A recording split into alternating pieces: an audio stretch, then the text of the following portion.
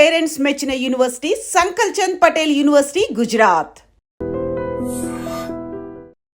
నమస్తే, welcome to I dream. నేను మీ విజిత. ప్రస్తుతం మనతో పాటు ఉన్నారు gastro hepatologist doctor Kavya Dendukuri. ఇప్పుడు మేడంతో మాట్లాడి మనకున్న డౌట్స్ అన్నిటినీ క్లియర్ చేసుకుందాం. నమస్తే మేడం. నమస్కారం అండి, thank you so much. Madam, చాలా మందిలో లివర్ పాడైపోయింది అంటుంటారు. అట్లా అంటే సడన్గా ముందు మనకు ఎటువంటి సిమ్టమ్స్ లేకుండా సడన్గా ఇట్లా తెలుస్తుంది మనం చెకప్కి వెళ్ళినప్పుడు. మనకు సిమ్టమ్స్ అనేవి ఏం తెలియవా మేడం లివర్ పాడైనప్పుడు ముందుగానే? ఇది యాక్చువల్లీ చాలా ఇంపార్టెంట్ క్వశ్చన్ అండి. నేను ఎస్పెషలీ దీని మీద అవేర్నెస్ ఎక్కువ ఇద్దామని అనుకున్నాను. ఎందుకు అంటే ఇప్పుడు లివర్ పాడవటం అంటే 3 stages ఉంటాయి. ఒకటి ఫ్యాటీ లివర్ అయి ఉండొచ్చు, ఒకటి ఫైబ్రోసిస్ అయి ఉండొచ్చు, దాని నెక్స్ట్ స్టేజ్ సిరోసిస్ అయి ఉండొచ్చు. సిరోసిస్ అంటే 80% లేమన్కి అర్థంగా అయ్యేలాగా 80% ఆఫ్ ద లివర్ డ్యామేజ్ అయితే దాన్ని మనం సిరోసిస్ అంటాము. సిరోసిస్ స్టేజ్కి ఒకసారి వచ్చారు అని అనుకోండి, ఆ లివర్ మళ్ళీ నార్మల్ అవ్వదు. సో మన బాడీలో రీజనరేటివ్ ఆర్గన్ అంటే మళ్ళీ రీగ్రో అయ్యే ఆర్గన్ లివర్ మాత్రమే. సో లివర్కి ఏదైనా ప్రాబ్లం వచ్చింది అనుకోండి, లివర్ సెల్ డెత్ అవుతుంది, కానీ ఆ ప్రాబ్లం పోయేసరికి లివర్ మళ్ళీ రీగ్రో అవుతుంది. సో లివర్కి ఆ కెపాసిటీ, ఆ టెండెన్సీ, ఆ బ్యూటిఫుల్ కెపాసిటీ ఉంది. సో ఫ్యాటీ లివర్ గ్రేడ్స్ ఉంటాయి, నేను మళ్ళీ మీకు ఈవెన్చువల్గా చెప్తాను. దాని నెక్స్ట్ స్టేజ్ ఫైబ్రోసిస్ అంటే లివర్ స్కార్ అయిపోవటం అనమాట, లివర్ స్టిఫ్గా అయిపోవటము. ఈ స్టిఫ్నెస్ ఈ స్టేజ్ వరకు కూడా ఇప్పుడున్న బ్యూటిఫుల్ మెడికేషన్స్ వల్ల మనం కంప్లీట్గా రివర్స్ చేసి లివర్ని నార్మల్ చేయొచ్చు. కానీ దీని నెక్స్ట్ స్టేజ్కి ఒకసారి లివర్ వెళ్ళింది అనుకోండి, అంటే సిరోసిస్ స్టేజ్ అంటే 80 to 90% of the liver damage అయినట్టు.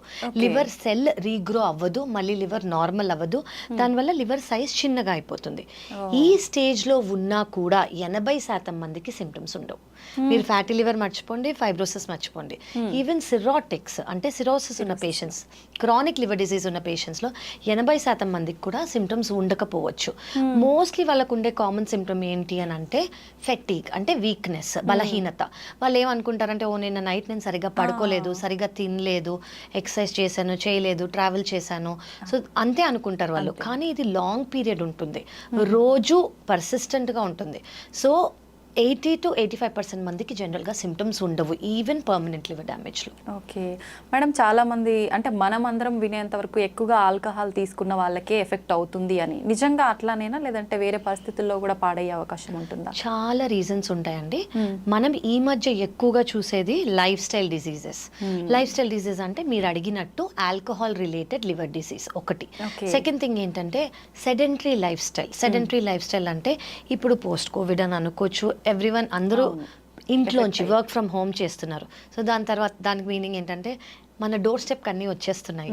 సో అది ఏ మీడియం ద్వారా కానీ డోర్ స్టెప్కి వచ్చి ఇంట్లోనే కూర్చుని ఒకటే ప్లేస్లో కూర్చుని మొబిలిటీ అనేది, ఎక్సర్సైజ్ అనేది తగ్గినందుకు ఒబేసిటీ ఛాన్సెస్ చాలా ఎక్కువైపోయాయి.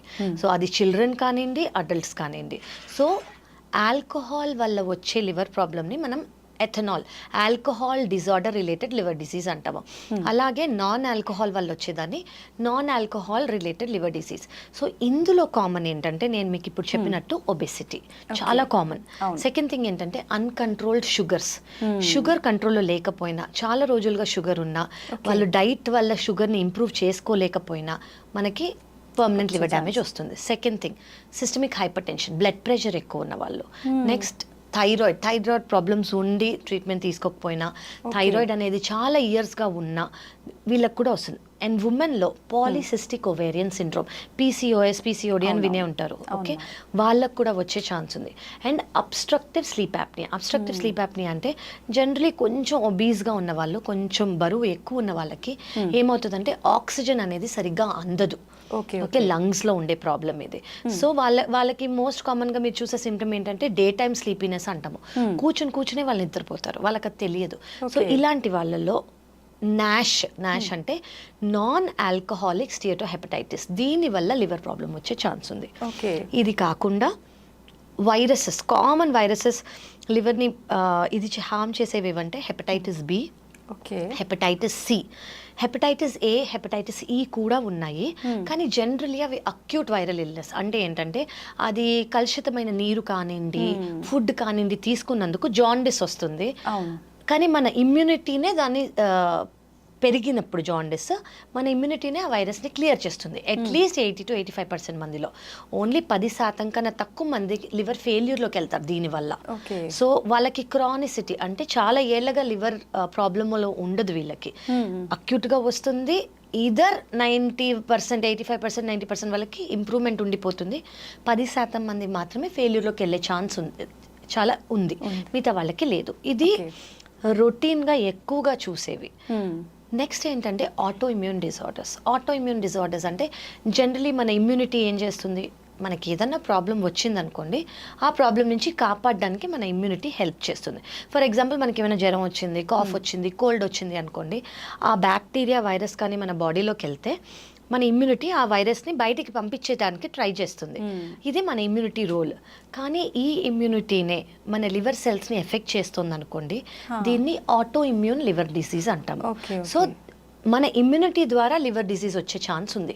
వీటిల్లో వెరైటీస్ ఉన్నాయి. ఆటో ఇమ్యూన్ హెపటైటిస్ అనుకోవచ్చు, పిబిసి అంటే ప్రైమరీ బిలియరీ సిరోసిస్, లేదా పిఎస్సి ప్రైమరీ స్క్లీరోజింగ్ కొలాంజైటిస్, ఇలా చాలా వెరైటీస్ ఉన్నాయి. సో దీని వల్ల కూడా లివర్ ప్రాబ్లం వచ్చే ఛాన్స్ ఉంది. సో మళ్ళీ కిడ్స్లో అయితే కొన్ని వెరైటీస్ ఉన్నాయి, విల్సన్స్ డిజీజ్ అని, హిమోక్రమటోసిస్ అని, మళ్ళీ పెద్దవాళ్ళకైతే కొన్ని, అలా చాలా.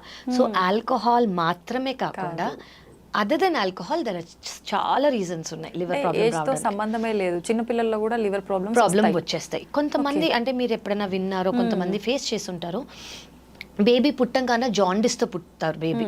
సో బేబీ జాండిస్తో పుట్టినప్పుడు కొంతమందికి ఫిజియలాజికల్ జాండిస్ అంటాం, అంటే ఇది నార్మల్. సో వాళ్ళని యూవీ రేస్ కింద పెడతారు, ఒక ఫ్యూ డేస్ పెట్టేసి తీసేయగానే జాండిస్ నార్మల్ అవుతుంది. కానీ కొంతమందికి లివర్లో ఉన్న డక్స్లో ప్రాబ్లం వచ్చే ఛాన్స్ ఉంటుంది. డక్ట్ అంటే ఏంటంటే ఇది మీ లివర్ అనుకోండి, లివర్కి బైల్ జ్యూస్ ప్రొడ్యూస్ అవుతుంది కదా, అది ఆ డక్స్లోంచే పారి మనకి డైజెషన్ అవుతుంది అనమాట. సో ఆ డక్స్లో ప్రాబ్లం ఉందనుకోండి, బిలియరీ అట్రేషియా అని, అలా చాలా కండిషన్స్ ఉంటాయి. అప్పుడు వాళ్ళ లివర్ పనిచేయదు. ఈ చిన్న పిల్లలు 5-6 రోజుల పిల్లలు, మంత్స్ కాదు, days, just days, 5 to 6 days, 1 week, వీళ్ళకి కూడా లివర్ ఫెయిల్ అయ్యే ఛాన్స్ ఉంటుంది. సో వాళ్ళకి permanent cure liver transplantation. Treatment ద్వారా ఛాన్స్ లేదు అంటే ఒకవేళ ఫెయిల్ అయిపోయిన లివర్, జనరలీ బిలియరీ అట్రేషియాకి ఒక సర్జరీ చేస్తారు, దాన్ని 40 రోజుల కన్నా ముందే చేసుకోవాలి. కానీ 40 రోజుల కన్నా ముందు అది గుర్తించలేదు అనుకోండి, ఈ సర్జరీ చేసి ఫెయిల్ అవుతుంది అనమాట. ఫెయిల్ అయినందుకు వాళ్ళకి లివర్ ట్రాన్స్ప్లాంట్ మాత్రమే పర్మనెంట్ క్యూర్. అలా పిల్లలకి కూడా చాలా ఉన్నాయి. మేడం, ట్రాన్స్ప్లాంటేషన్ అనగానే చాలా వరకు అంటే కొంచెం టెన్షన్ గానే తీసుకుంటాము. ఎలా ఉంటుంది మేడం ఆ ప్రాసెస్, అదంతా ఎలా ఉంటుంది? సో లివర్ ట్రాన్స్ప్లాంటేషన్ అనేదండి ముందు అంటే ఒక 10 ఏళ్ల క్రితం, 15 ఏళ్ల క్రితం ఇండియాలో లివర్ ట్రాన్స్ప్లాంటేషన్ లేదు.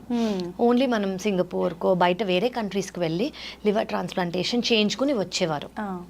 కానీ ఇప్పుడు మనకున్న అడ్వాన్స్మెంట్స్ మనకున్న వెరీ గుడ్ హాస్పిటల్స్ వల్ల, డాక్టర్స్ వల్ల ఇండియాకి లివర్ ట్రాన్స్ప్లాంటేషన్ వచ్చింది. లివర్ ట్రాన్స్ప్లాంటేషన్ అంటే అసలు ఏంటి?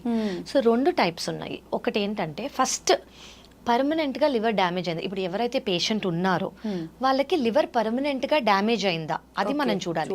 సో పర్మనెంట్ లివర్ డ్యామేజ్ అంటే నేను ఇందాక మీకు చెప్పినట్టు సిరోసిస్ అంటే లివర్ సెల్ డెత్ అవుతుంది కానీ లివర్ రీగ్రో అవ్వదు. సో వీళ్ళకి ఏమవుతుంది అంటే ఇంత ఉండాల్సిన లివర్ అనుకోండి, ఇంత అయిపోతుంది, చిన్నగా అయిపోతుంది, లివర్ ష్రింక్ అయిపోతుంది. లివర్ ష్రింక్ అయిపోతే లివర్లో ప్రెషర్ ఎక్కువ అవుతుంది, లివర్లో ప్రెషర్ ఎక్కువై లివర్ ఫెయిల్ అవుతుంది. సో వీళ్ళని క్రానిక్ లివర్ డిజీజ్ సిరోసిస్ అంటాం.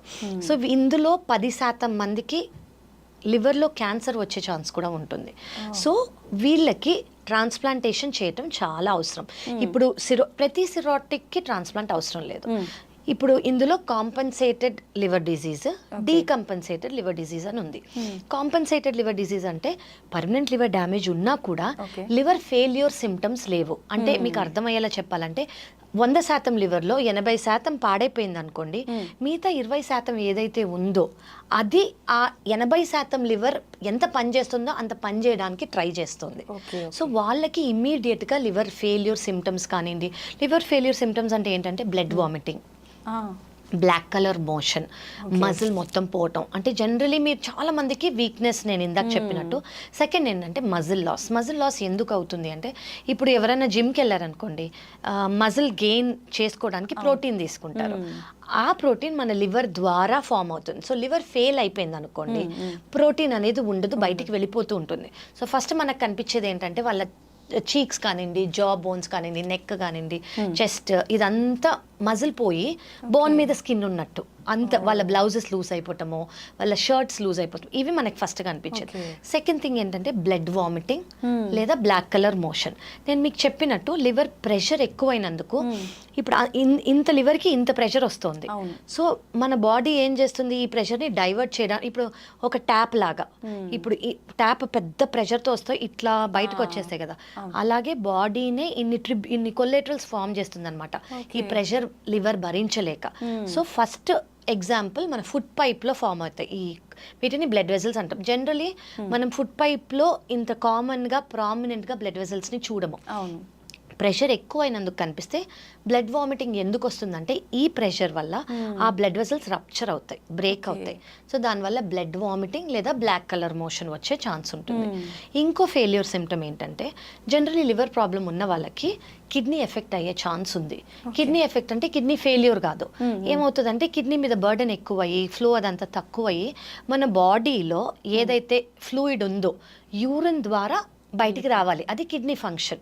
కానీ సిరోసిస్లో ఏమవుతుంది అంటే అది యూరిన్ ద్వారా బయటికి రాదు, కాళ్ళల్లో, పొట్టల్లో, లంగ్స్లో చేరుకుపోతుంది.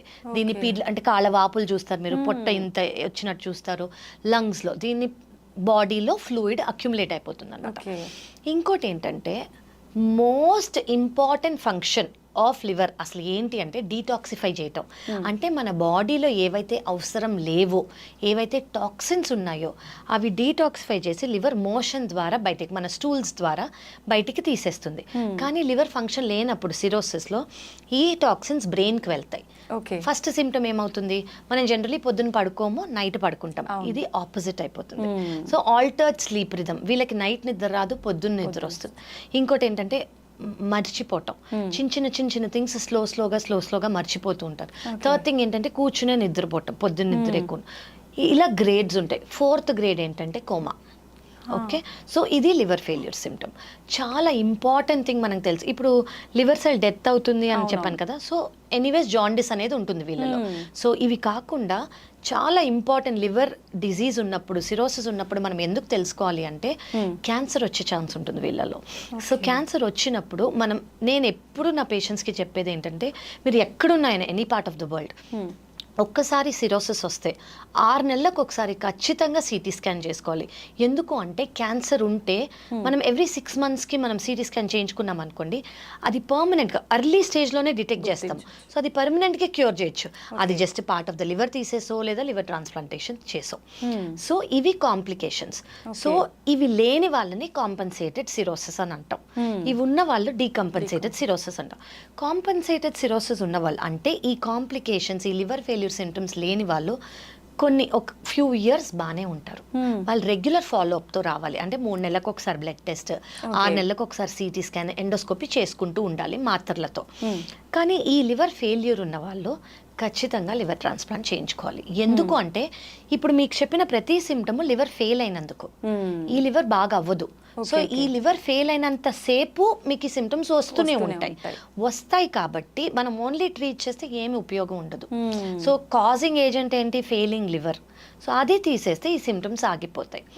సో దీంట్లో 2 వెరైటీస్ ఉన్నాయి, live donor liver transplantation, diseased donor liver transplantation. Live donor liver transplantation అంటే ఇప్పుడు ఫర్ ఎగ్జాంపుల్ ఒక పేషెంట్ కి సిరోసిస్ ఉంది, పర్మనెంట్ లివర్ డ్యామేజ్ ఉంది, వాళ్ళు ఓ బ్లడ్ గ్రూప్ అని అనుకోండి, బ్లడ్ గ్రూప్ ని బట్టి ఇది డిసైడ్ అవుతుంది. ఎవరైతే ఇప్పుడు మనం లైవ్ డోనర్ గురించి మాట్లాడుతున్నాం, సో ఫ్యామిలీ డోనర్ అయి ఉండాలి, సేమ్ బ్లడ్ గ్రూప్ అయి ఉండాలి, 18 ఏళ్ల కన్నా ఎక్కువ, 52 ఇయర్స్ కన్నా తక్కువ అయి ఉండాలి, వాళ్ళంతట వాళ్ళే నేను ఇస్తాను అని ముందుకు రావాలి. ఓకే, ఇది ఎందుకు క్రైటీరియా అని అంటే జనరలీ 52 ఇయర్స్ కన్నా ఎక్కువ ఉన్న వాళ్ళకే ఫ్యాటీ లివర్ ఉంటుంది. సో ఫ్యాటీ లివర్ ఉన్నా కూడా మేము కరెక్ట్ చేసి తీసుకున్న వాళ్ళు ఉన్నాం, అంటే యంగర్ వాళ్ళు లేకపోతే ఎమర్జెన్సీ సిచ్యువేషన్. కానీ వీ ప్రిఫర్ 50 to 52 ఇయర్స్ కన్నా తక్కువ వాళ్ళు. సో ఇప్పుడు ఈయన పేషెంట్ అనుకోండి, ఈ పేషెంట్కి సర్జరీ అయ్యే ముందు ప్రీ లివర్ ట్రాన్స్ప్లాంట్ ఇవాల్యుయేషన్ అని ఒకటి చేస్తాం. అంటే ఏంటంటే ఇది మేజర్ సర్జరీ. ఈ సర్జరీ ఈయన body can it with stand ఇంత మేజర్ సర్జరీకి కాంప్లికేషన్స్ లేకుండా బాగానే ఉంటారా? సో అలా heart doctors, lungs doctors, anaesthesia doctors అందరూ చూసి okay this patient is fit అని చెప్తారు. అలాగే ఏ అయితే డోనర్ ఉంటారో, అంటే డోనర్ అంటే ఎవరు? నార్మల్ పర్సన్, ఆయనకి ఏ ప్రాబ్లమ్స్ లేవు, ఆయనకో ఆవిడకో, ఓకే, వాళ్ళు ముందుకు వచ్చినప్పుడు వాళ్ళకు కూడా pre liver transplant, pre donation evaluation అవుతుంది. ఓకే ఓకే, వాళ్ళకి ఎంత లివర్ ఉంది, వాళ్ళకి మిగతా ప్రాబ్లమ్స్ ఏమన్నా ఉన్నాయా, వాళ్ళకి సర్జరీ చేసేటప్పుడు రిస్క్ ఏమన్నా ఉందా అని ఫస్ట్ తెలుసుకోవాలి. ఏంటంటే బ్లడ్ గ్రూప్ మ్యాచ్ అయి ఉండాలి, అదైతే ఫర్ షూర్. సెకండ్ థింగ్ ఏంటంటే వాళ్ళు డోనర్ మనం ఇవాల్యుయేషన్ చేసేటప్పుడు 1% రిస్క్ ఉందని తెలిసినా మేమే వద్దంటాం. ఎందుకు అంటే ఒక నార్మల్ పర్సన్కి కాంప్లికేషన్ ఇచ్చినట్టు. సో వీ ఆర్ సెల్స్ మేమే వద్దంటాం. సో భయపడాల్సిన అవసరం లేదు. థర్డ్ థింగ్ తెలియాల్సింది ఏంటంటే ఎవరైతే డొనేట్ చేస్తారో లివర్, వాళ్ళకి లైఫ్ రిస్క్ 0. అసలు లైఫ్ రిస్కే లేదు. విత్ ఇన్ 2 weeks, అంటే 2 వారాల నుంచి 4 వారాల లోపల ముందు ఎంత లివర్ ఉండిందో అంత లివర్కి గ్రో అవుతుంది. సో ఇప్పుడు డోనర్ వచ్చారు, డోనర్కి మనం ఇవాల్యుయేషన్ చేసాం, ఆయనకి 100% లివర్ ఉంది. 100% నుంచి జనరలీ మేము 30 అరౌండ్, అంటే ఇవాల్యుయేషన్ చేసి ఈయనకి ఎంత వెయిట్ అలా మాకు ఇవాల్యుయేషన్ క్యాలిక్యులేషన్స్ ఉంటాయి. దాన్ని బట్టి ఎంత తీసుకోవాలని అనుకున్నాం. ఫర్ ఎగ్జాంపుల్ 30 తీసుకున్నాం అనుకోండి, ఈ పేషెంట్ ఎవరైతే ఉంటారో వీళ్ళ లివర్ మొత్తం తీసేస్తాం, డ్యామేజ్ అయిపోయింది కాబట్టి. సో ఈ 30% పేషెంట్కి పెడతాం. ఆ డోనర్ దగ్గర 70% ఉంటుంది, ఈయన దగ్గర 30% ఉంటుంది. 2 వారాల నుంచి 4 వారాల లోపల ఈయనకి 30% నుంచి 100% అయిపోతుంది, ఈయనకి 70% నుంచి 100% అయిపోతుంది. నేను మీకు చెప్పినట్టు liver is a regenerative organ. So ముందు ఎంత ఉండిందో అంత అయిపోతుంది. సో దీనివల్ల రిస్కే లేదు. ఓకే, సో డోనర్ ఎవరైతే డొనేట్ చేస్తున్నారో వాళ్ళకి ఇది తినకూడదు, అది తినకూడదు, ఇది చేయకూడదు, అది రెస్ట్రిక్షన్స్ కానివ్వండి, లిమిటేషన్స్ కానివ్వండి, ఏమీ లేవు. అండ్ మెడికేషన్స్ లేవు. జనరలీ 5th డే లేదా 6th డే వాళ్ళు డిశ్చార్జ్ అయిపోతారు. ఓకే, నాకు తెలుసు నా particular patient donors marathon runners, day to day life carry on, అంత ప్రీ వెడ్డింగ్ కూడా ఇచ్చిన వాళ్ళు ఉన్నారు. So with in 2 months marriage చేసుకున్న వాళ్ళు ఉన్నారు. సో డోనర్కి అంటే నేను ఇది ఎందుకు చెప్తున్నాను అంటే ఏ విధమైన కాంప్లికేషన్ అనేది డోనర్కి ఉండదు. పేషెంట్ ఎవరైతే ఉన్నారో ఫస్ట్ 1 month చాలా మెడికేషన్స్ తీసుకోవాల్సి వస్తుంది. ఎందుకు అంటే ఇప్పుడు మన ఇమ్యూనిటీ ఏంటంటే ఏదైనా కొత్త ఆర్గన్, బ్యాక్టీరియా వచ్చి మలేరియా అనే చిన్నది వచ్చింది అనుకోండి, బయటికి పంపించేస్తుంది కదా. అలా కొత్త ఆర్గన్ వచ్చింది, లివర్ అనేది ఆ బాడీకి సంబంధించింది ఒక ఆర్గన్ మనం పెడుతున్నాం. సో ఆ ఆర్గన్ ఇది నా లివర్ కాదు అని బాడీ బయటకు పంపించకుండా ఇమ్యూనిటీని సప్రెస్ చేస్తాం కొంచెం. సో ఆ ఇమ్యూనిటీని సప్రెస్ చేసేటప్పుడు ఇన్ఫెక్షన్స్ వచ్చే ఛాన్స్ ఉంటాయి.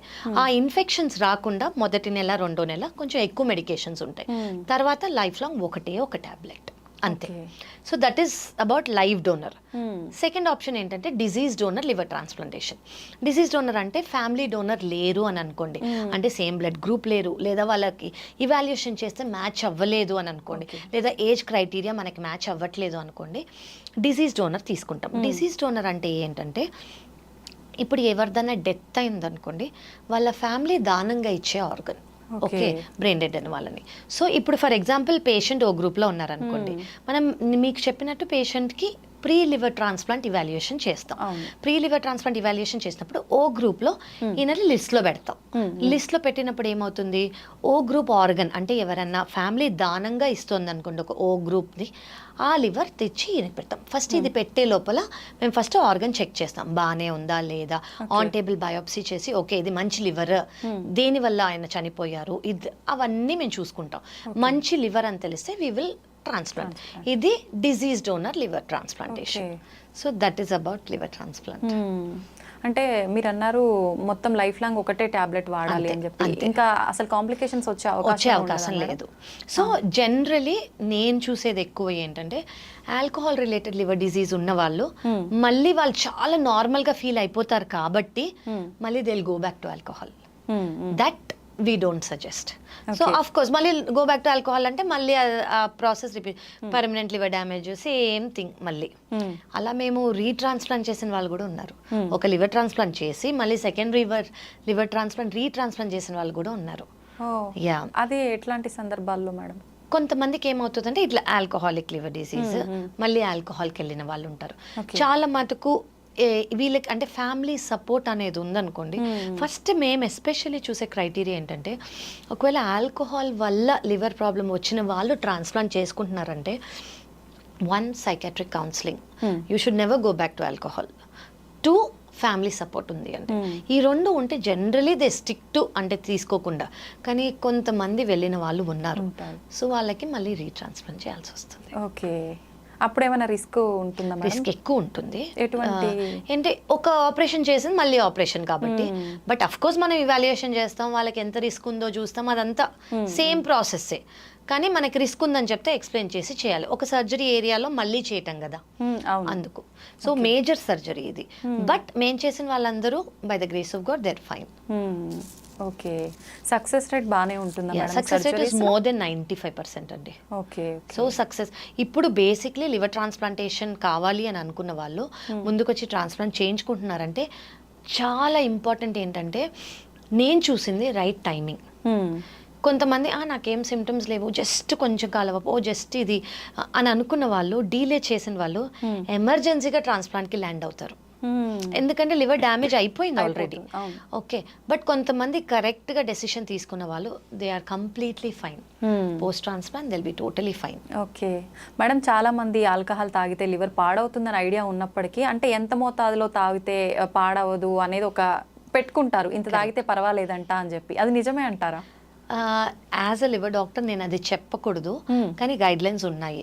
కానీ నేను ఇది ఎందుకు సజెస్ట్ చేయను అంటే, ఈ గైడ్ లైన్స్ ఏవైతే ఉన్నాయో అవి వెస్టర్న్ కంట్రీస్లో చేసినవి. అంటే మన Indian body composition, Indian body proportion బట్టి ఇంకా చేయలేదు.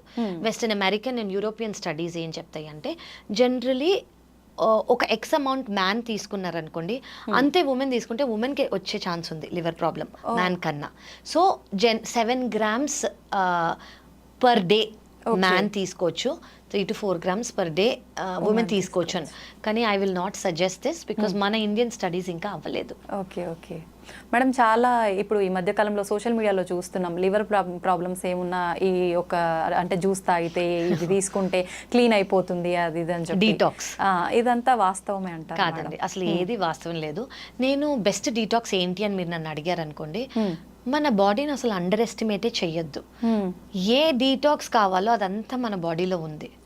కరెక్ట్ దాన్ని అబ్యూస్ చేయకుండా డస్ట్బిన్ లాగా ప్రతిదీ తినేసి ప్రతిదీ తాగేసి మన బాడీ చెప్తూ ఉంటుంది ఇది నీకు పడట్లేదు అని. ఆ సటిల్ సైన్స్ మనం తీసుకున్నాం అనుకోండి, అసలు డీటాక్స్ వరకు మనం వెళ్ళక్కర్లేదు. ఓకే, ఆ సైన్స్ తీసుకొని ఇవి మీకు పడుతున్నాయని తినేటప్పుడే మీకు అర్థమైపోతాయి, ఇవి మీకు పడట్లేదు అని తినేటప్పుడే అర్థమైపోతాయి. అవి అవాయిడ్ చేసుకుంటే చాలు. చాలా మంది ఏం చేస్తారు, ఒక్కసారే కదా అబ్బా నాకేం కాలేదు అని కంటిన్యూ చేస్తారు. Over a period of time ఒక డీటాక్సింగ్ తో మొత్తం తీసేద్దామని అనుకుంటారు. కానీ అట్లా మిరకిల్ జ్యూసెస్ ఏవి లేవు మార్కెట్లో ఉన్నవి, నథింగ్ వర్క్స్. ఓకే, ఆ జస్ట్ ఏదో తాగడానికి, ఒకవేళ ఏమన్నా ఉంది అంటే ఆల్కలైన్ గా ఉండడానికి బాడీ తీసుకోవచ్చు. ఏంటి అంటే ఇప్పుడు జనరలీ డైట్లని బట్టి మన బాడీ యాసిడ్ కంటెంట్ పెరిగిపోతూ ఉంటుంది అనమాట. సో ఈ బాడీ యాసిడ్ కంటెంట్ తగ్గించడానికి కావాలంటే డీటాక్స్ డ్రింక్స్, కుకుంబర్, వాటర్లో లెమన్ వేసుకొని అవన్నీ తీసుకోవచ్చు. బట్ దానివల్ల ఏ క్యూర్ లేదు, దానివల్ల నేనైతే ప్రమోట్ చేయను, దానివల్ల ఇప్పటి వరకు స్టడీస్ కూడా లేవు. మేడం, జనరల్గా చాలా మంది హెల్త్ చెకప్స్ రెగ్యులర్గా చేయించుకుంటూ ఉంటారు. అలా చేసుకున్న హెల్త్ చెకప్లో మనకు లివర్ ఏమైనా డ్యామేజ్ ఉందనే విషయం తెలుసుకోవచ్చు అంటారా, లేదంటే ఏదైనా సపరేట్ చెకప్ ఉంటుందా దీనికి?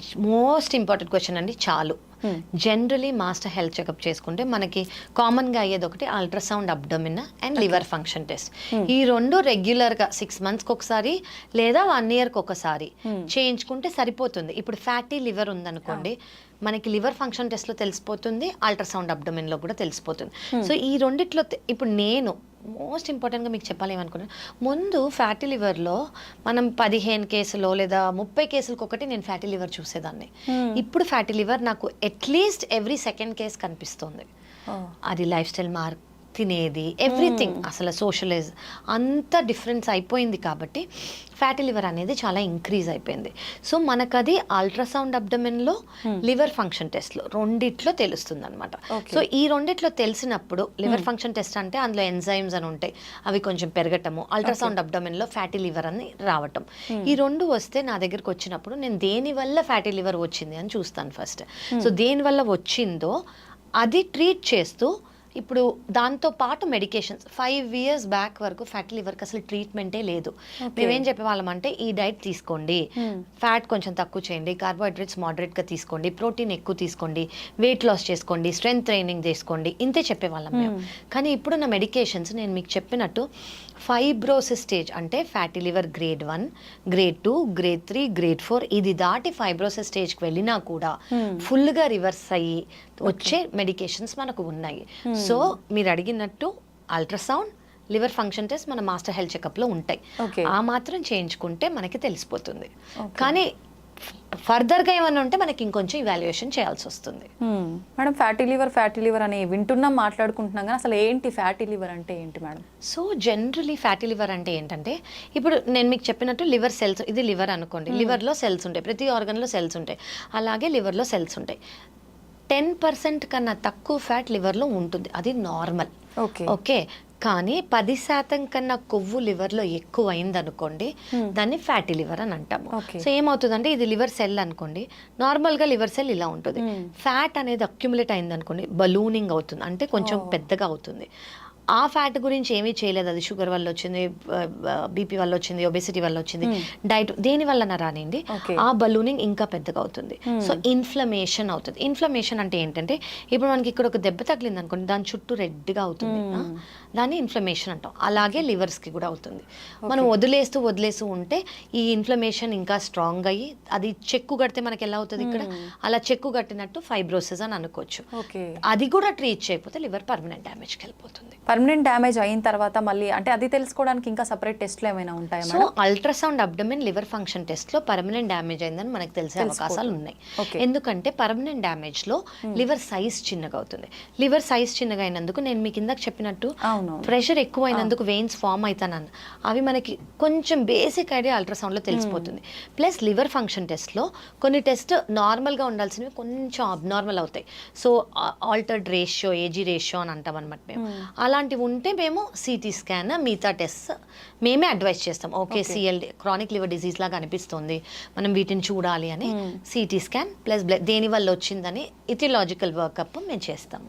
ఓకే, హెల్దీ లైఫ్ స్టైల్ తీసుకుంటే మనకు అసలు ఇలాంటి హెల్త్ ఇష్యూస్ ఏమి వచ్చే అవకాశమే ఉండదని అనుకుంటాం మేడం. నిజంగా ఎలా ఉండాలి లైఫ్ స్టైల్ అనేది? ఇలాంటి ప్రాబ్లమ్స్ నేనేమంటానంటే కామన్గా ఏది ఫాలో అవ్వచ్చు అంటే మన స్లీప్ ప్యాటర్న్ ఏదైతే ఉందో అది ఫస్ట్ ఫాలో అవ్వండి. అంటే పొద్దున్న సన్ రైజ్ టైంకి లేవటం, okay, 5:30 to 6, okay, and sunset టైంకి మన డిన్నర్ అయిపోవాలి. చాలా మంది 9, 10, 11, 12 ఆ టైంకి డిన్నర్లు చేయటాలు. సో ఫస్ట్ థింగ్ ఏంటంటే get up, at least 20 to 30 minutes of sunlight exposure. Okay, అది కాకుండా ఏ కాంట్రా ఇండికేషన్స్ లేకపోతే 2 liters ఆఫ్ వాటర్ తాగటం అండ్ ఫిజికల్ ఎక్సర్సైజ్. నేను దానికన్నా ఎక్కువ నేను స్ట్రెస్సే చేయలేను. Physical exercise is very important for liver health. Fifth thing ఏంటంటే ఫ్యాట్ అనేది గుడ్ ఫ్యాట్స్ తీసుకోవచ్చు. ఫ్యాట్ మోడరేట్ అమౌంట్లో వెల్ బ్యాలెన్స్డ్ డైట్ ఉండాలి. చాలా మంది ఓన్లీ ప్రోటీన్ తీసుకోవటం లేదు, మనకి ఫ్యాట్ కావాలి, కార్బోహైడ్రేట్స్ కావాలి, గుడ్ అమౌంట్ ఆఫ్ ప్రోటీన్ కావాలి, ఫైబర్ కావాలి. సో ఇవన్నీ తింటేనే మనకి వెల్ బ్యాలెన్స్డ్ డైట్, కానీ మోడరేషన్లో. ఇప్పుడు ఒక 10-5 పూరీస్ అట్లా తీసుకోకూడదు. ఇప్పుడు ఇష్టం అంటే ఒకటి తీసుకోండి, but in moderation well balanced diet is very important. Water intake, basically మన సన్ రైజ్ సన్సెట్ ఎందుకు అది ఫాలో అవ్వాలంటే దానివల్ల మనకి రిలీజ్ అయ్యే హార్మోన్స్, ఎంజైమ్స్ డైజెషన్ని, ఆర్గన్ హెల్త్ని చాలా బాగా మెయింటైన్ చేస్తుంది.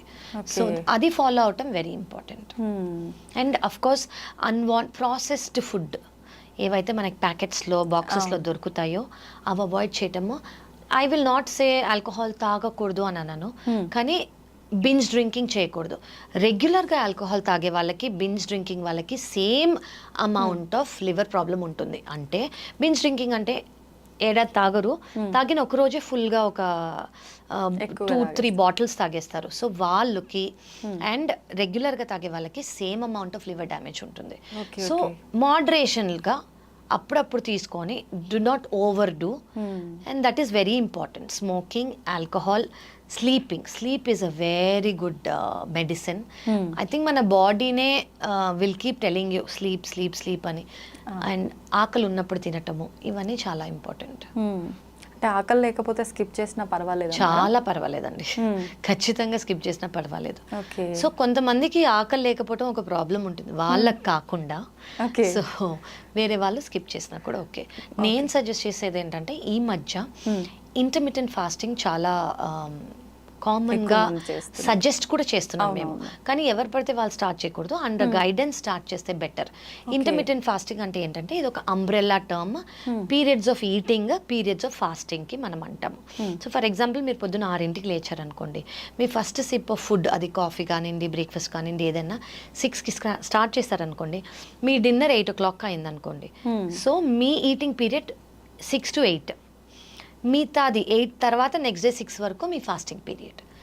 సో ఈ ఫాస్టింగ్ పీరియడ్లో ఎస్పెషలీ లివర్ రిలేటెడ్ మనకి బెనిఫిషియల్ ఏంటి అని అంటే ఇన్సులిన్ రెసిస్టెన్స్ తగ్గుతుంది, కొలెస్ట్రాల్ లెవెల్స్ ఇంప్రూవ్ అవుతున్నాయి, ఫ్యాటీ లివర్ ఇంప్రూవ్ అవుతుంది. ఇవి ప్రూవెన్ సైన్స్. ఓకే, కానీ దీంతో పాటు ఇంటర్మిటెంట్ ఫాస్టింగ్ చేస్తూ ఈటింగ్ పీరియడ్లో ఒక 2 బిర్యానీస్ తినేస్తే ఇట్ విల్ నాట్ హెల్ప్.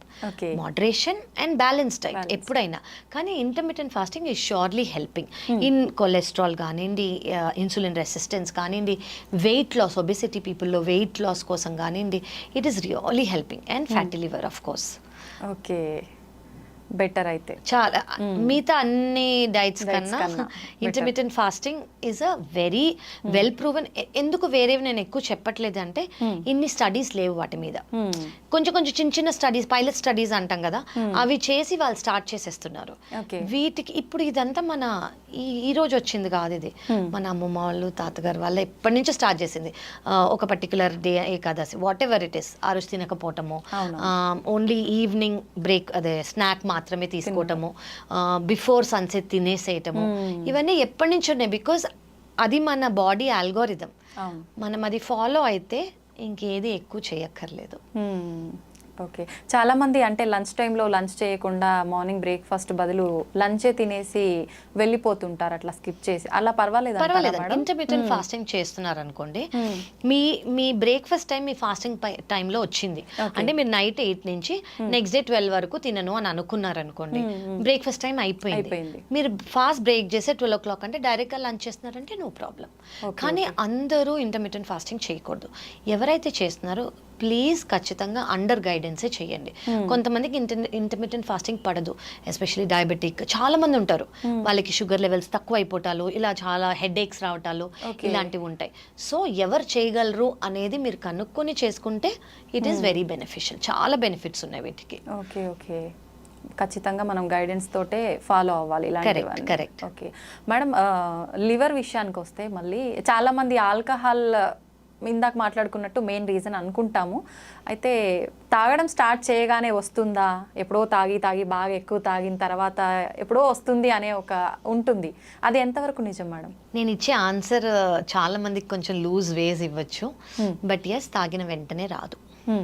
కానీ కొంతమంది బింజ్ డ్రింకింగ్ నేను చెప్పినట్టు చేసిన వాళ్ళకి ఇది ఓన్లీ ఆల్కహాల్ కాదండి, వాళ్ళ జెనెటిక్ కాంపోజిషన్, అలా చాలా రీజన్స్ ఉంటాయి. ఓన్లీ ఆల్కహాల్ మాలిక్యూల్ వల్ల లివర్ ప్రాబ్లం రాదు, వాళ్ళ జెనెటిక్స్, వాళ్ళ బాడీ కాంపోజిషన్, అలా చాలా ఇది ఉంటాయి. సో మోస్ట్లీ మనం అబ్జర్వ్ చేసేది ఏంటంటే ఆల్కహాల్ స్టార్ట్ చేసి అది రెగ్యులర్గా స్టార్ట్ చేసిన వాళ్ళు ఓవర్ పీరియడ్ ఆఫ్ టైమే వాళ్ళకి ఆల్కహాలిక్ లివర్ ప్రాబ్లం వచ్చే ఛాన్స్ ఉంటుంది.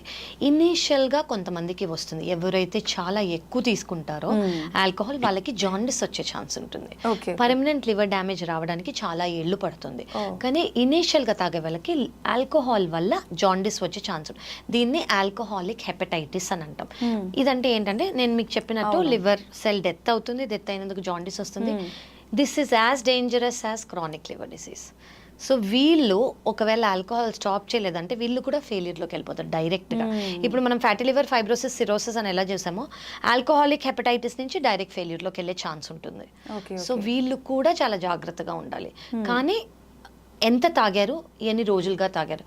చాలా మంది జస్ట్ 3 months డైలీ తాగి పొద్దున్న సాయంత్రం వరకు ఆల్కహాలిక్ హెపటైటిస్లోకి వచ్చి లివర్ ఫెయిల్యూర్ ఉన్న వాళ్ళు ఉన్నారు. 3 months కూడా. Okay okay. సో వాళ్ళు ఎంత తాగుతున్నారు, ఏం తాగుతున్నారు చాలా ఇంపార్టెంట్.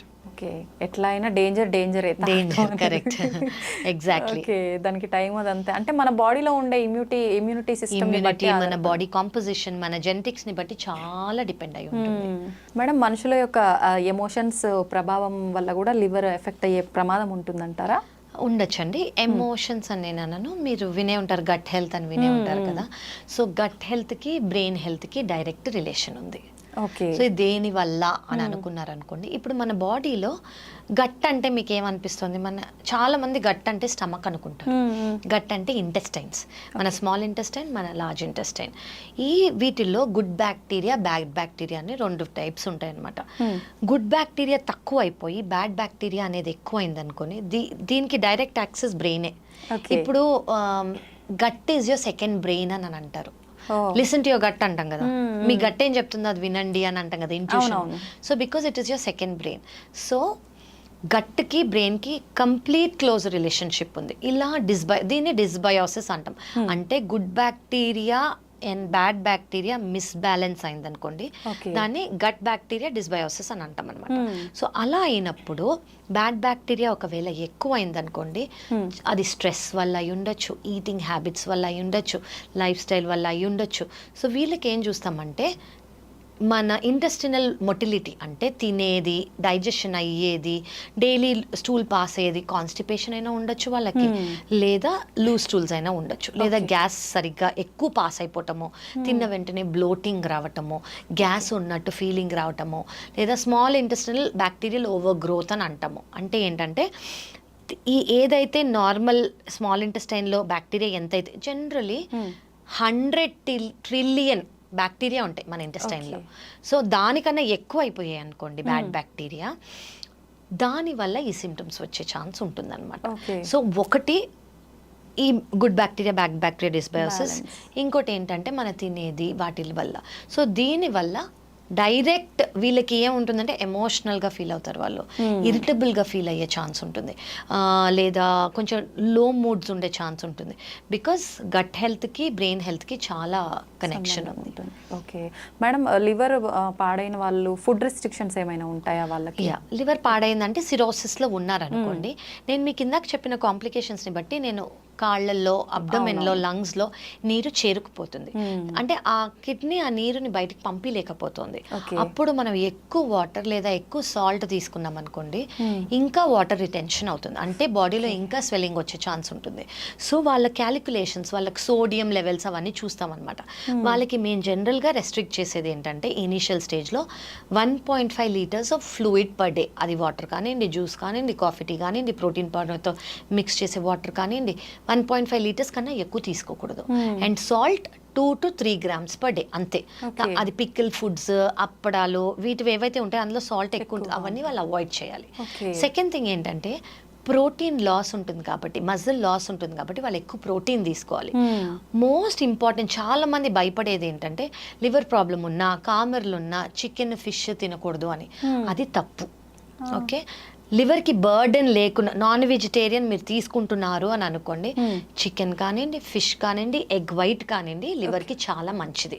ఆఫ్ కోర్స్ డీప్ ఫ్రైలు ఇవ్వకూడదు, కానీ గ్రేవీ లాగా లేదా boiled is much better. Vegetarian అనుకోండి, రాజ్మా, చెన్నా, పన్నీర్, సోయా, స్ప్రౌట్స్, మనం రెగ్యులర్గా తినే దాల్స్, వీటన్నిటిలో ప్రోటీన్ బాగుంటుంది. సో ప్రోటీన్ సప్లిమెంటేషన్ అనేది లివర్ ఫెయిల్యూర్లో చాలా ఇంపార్టెంట్. ఈ మజిల్ వేస్టింగ్, ఈ వీక్నెస్ ఉండకుండా ఉండడానికి I would say deep fried foods ఖచ్చితంగా, ఫ్యాటీ మీల్స్ అవాయిడ్ చేయాలి. స్పైసీ ఫుడ్ అట్లా కూడా స్పైసీస్ ఓకే అండి. అంటే ఇప్పుడు చాలా మంది ఉప్పు తక్కువ తీసుకుంటారు కాబట్టి వాళ్ళు పెప్పర్తోనో లెమన్తోనో దాన్ని గార్నిష్ చేసుకోవచ్చు డైట్ని. మన criteria salt, water. Okay okay okay. అంటే వేరే మీరు ఇందాక చెప్పినట్టు ఏ సిమ్టమ్స్ లేకపోయినా ఓన్లీ కాళ్ళ వాపులు ఇలా ఉంది అంటే అది కాళ్ళ వాపులో ఉంది. కాళ్ళ వాపులు చాలా రీజన్స్ వల్ల వస్తాయి. ఒకటి లివర్. వేరే రీజన్స్ ఏమన్నా ఉంటాయా కాళ్ళ వాపులు, బాడీ వాపు రావడానికి అంటే కిడ్నీ ప్రాబ్లం కానివ్వండి, హార్ట్ ప్రాబ్లం కానివ్వండి, థైరాయిడ్, అలా చాలా ఉంటాయి. సో లివర్ ప్రాబ్లం వల్ల వచ్చేది చెప్తున్నాను నేను. సో మిగతా కూడా ఉంటుంది. సో లివర్ ప్రాబ్లం వల్ల రెస్ట్రిక్ట్ చేయాల్సింది ఏంటంటే సాల్ట్ అండ్ వాటర్. మేడం చాలా మందికి కాఫీ టీ తాగంది అసలు తెల్లారదు. దానివల్ల మంచి జరుగుతుందని చెప్తుంటారు, లేదు అసలు తాగొద్దు, అలవాటు చేసుకోవద్దని కొంతమంది చెప్తుంటారు. లివర్ ప్రాబ్లం ఉన్న వాళ్ళు ప్రత్యేకించి కాఫీ టీ తాగొచ్చు అంటారా మేడం? ఇది చాలా ఇంపార్టెంట్ క్వశ్చన్ అండి. ఎస్పెషలీ ఫ్యాటీ లివర్ ఉన్న వాళ్ళు రీసెంట్ స్టడీస్ ఏం ప్రూవ్ చేశాయి అంటే వాళ్ళకి మైగ్రేన్ ఉండకూడదు, పాల్పిటేషన్స్ ఉండకూడదు, కొంతమంది కాఫీ తాగకూడదు హార్ట్ ప్రాబ్లం ఉన్న వాళ్ళు కాకుండా జస్ట్ ఫ్యాటీ లివర్ ఉన్న వాళ్ళు 2 cups of black coffee per day, అంటే అందులో షుగర్ ఉండకూడదు, మిల్క్ ఉండకూడదు, just black coffee per day is actually fatty లివర్కి బెనిఫిషియల్. ఫ్యాటీ లివర్ని తగ్గిస్తుంది అని రీసెంట్ స్టడీస్ చెప్పాయి మనకి.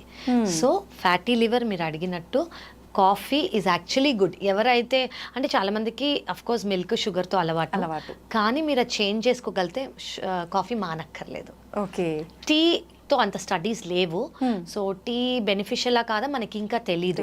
బట్ ఖచ్చితంగా 2 cups of coffee per day, black coffee per day, ఎవరికైతే కాంట్రా ఇండికేషన్ లేదో వాళ్ళు తీసుకుంటే లివర్కి మంచిది, ఫ్యాటీ లివర్కి మంచిది. ఓకే మేడం, చాలా మంది బ్లాక్ కాఫీ తాగే వాళ్ళు దాంట్లో అంటే లెమన్, పుదీనా ఇలాంటివి కలుపుకుంటా అలా తీసుకోవచ్చు అంటారా? దానివల్ల హామ్ ఏం లేదు. ఓన్లీ క్యాలరీస్ యాడ్ చేయకూడదు, అంటే షుగర్ కానివ్వండి, మిల్క్ ప్రోటీన్ కానివ్వండి, మిల్క్ కానివ్వండి, అవి యాడ్ చేయకూడదు.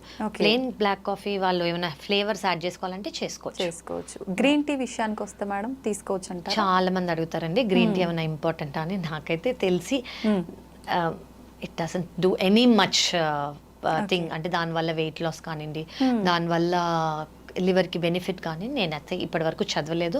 మేము ఎవరికి ప్రొపగాండా కూడా చెయ్యము. ఓకే, కానీ వింటుంటాం చాలా మంది మీరు అన్నట్టుగా వెయిట్ లాస్కి చాలా బాగా ఉపయోగపడుతుందని చెప్తుంటారు. కరెక్ట్. ఓకే, మొత్తానికైతే కాఫీ, బ్లాక్ కాఫీ తాగొచ్చు 2 cups లివర్ ప్రాబ్లం ఉన్న వాళ్ళు. ఖచ్చితంగా. థ్యాంక్ యూ మేడం, చాలా డీటెయిల్గా ఎక్స్ప్లెయిన్ చేశారు నిజంగా. అంటే స్టార్టింగ్ నుంచి ఎండింగ్ వరకు ఈ వీడియో చూస్తే కనుక లివర్కి సంబంధించిన డౌట్స్ అన్ని క్లియర్ అయిపోతాయి. Thank you madam, thank you very much. Thank you. And for more videos, Please subscribe to iDream. Please subscribe to iDream. Please subscribe iDream. And please subscribe to iDream. For more videos, subscribe to iDream. please like, share and subscribe to the channel. Congratulations, iDream. Subscribe to iDream. Subscribe to iDream. So subscribe to iDream Media. iDream team అందరికి huge congratulations. Please subscribe iDream Media. Please subscribe to iDream. Subscribe iDream. Please subscribe to iDream. iDream అంటే నా కళల ఛానల్ను subscribe చేసుకున్న నోరు తిరుగుతలేదు, మీరైతే గంట గుర్తు కొట్టండి. For more such videos, please subscribe to iDream. Subscribe to iDream. Please subscribe to iDream. Please subscribe iDream Media. Please do subscribe to iDream. Please subscribe to iDream Media. For best entertainment and information, please subscribe iDream. And don't forget to subscribe to iDream.